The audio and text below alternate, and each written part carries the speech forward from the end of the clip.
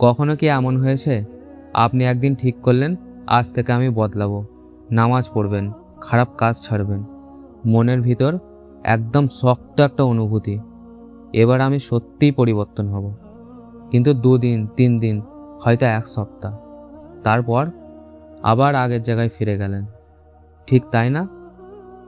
এখন একটু নিজের কাছে সত্যি করে বলুন, এই জিনিসটা আপনার সাথে কতবার হয়েছে? 1বার 2বার নাকি অনেকবার? এবং প্রতিবারই আপনি ভেবেছেন এবার শেষ, আর করব না, কিন্তু আবারও একই ভুল, একই গোনা, একই আফসোস। প্রিয় ভাই, এই লড়াইটা খুব চেনা। এটা শুধু আপনার না, এই লড়াইটা সেই মানুষের যে ভেতর থেকে ভালো হতে চায়, যে এখনো পুরোপুরি হারিয়ে যায়নি। কারণ একটা কথা মনে রাখবেন, যে মানুষটা গোনা করে আর তার মনে কোনো কষ্ট হয় না, সে সত্যিকারের বিপদে আছে। কিন্তু আপনি কষ্ট পাচ্ছেন, মানে এখনো আপনার ভেতরটা বেঁচে আছে। এখন আসল প্রশ্ন, তাহলে কেন আপনি বারবার ফিরে যাচ্ছেন? চলুন খুব সহজভাবে বুঝি।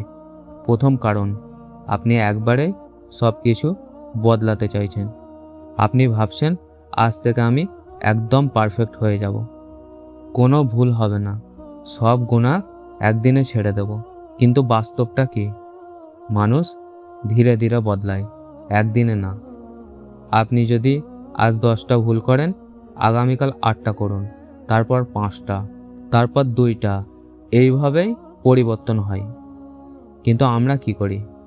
সব একদিনেই চাই, আর যখন পারি না নিজেকেই দোষ দিই।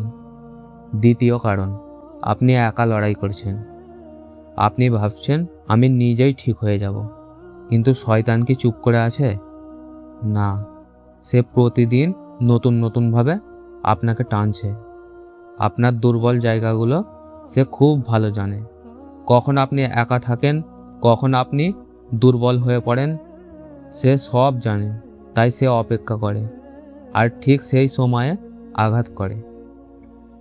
তৃতীয় কারণ, আপনি পড়ে গেলে নিজেকে শেষ ভেবে নিচ্ছেন। একবার ভুল হলেই আমি খারাপ, আমার দিয়ে হবে না, এই কথাগুলোই আপনাকে আরও নিচে নামায়। কিন্তু একটা জিনিস বুঝুন, আল্লাহ আপনাকে এমন বানাননি যে আপনি ভুল করলে শেষ। তিনি চান আপনি বারবার ফিরে আসুন, বারবার চেষ্টা করুন, বারবার দরজায় কড়া নাড়ুন। আর একটা সুন্দর কথা মনে রাখবেন, আপনি যতবার গোনা ছাড়তে চেষ্টা করেন, ততবার আল্লাহ আপনার দিকে তাকান। আপনি হয়তো ভাবছেন আমি তো বারবার ফেল হচ্ছি, কিন্তু আল্লাহ দেখছেন এই বান্দা এখনো হাল ছাড়েনি। এটাই আপনার সবচেয়ে বড় শক্তি। এখন কি করবেন? খুব সহজ, ছোট থেকে শুরু করুন। আজ একটা গোনা কমান, শুধু একটা, আগামীকাল আর একটা। ধীরে ধীরে আপনি নিজেই দেখবেন আপনি বদলাচ্ছেন। আর একটা জিনিস, একা থাকলে নিজেকে সামলান, কারণ আসল পরীক্ষা একা থাকার সময় হয়। মানুষের সামনে সবাই ভালো, কিন্তু একা থাকলে আসল চরিত্র বের হয়। এই জায়গাটা ঠিক করতে পারলে আপনি জিতে যাবেন। শেষে একটা কথা, আপনি যদি এখনও লড়াই করছেন, তাহলে আপনি হারেননি। হার তখনই যখন আপনি চেষ্টা বন্ধ করেন। শেষ কথা, আপনি পড়ে যেতে পারেন, কিন্তু থেমে যাবেন না, কারণ আল্লাহ সেই মানুষটাকেই ভালোবাসেন যে বারবার ফিরে আসে। আল্লাহ হাফেজ।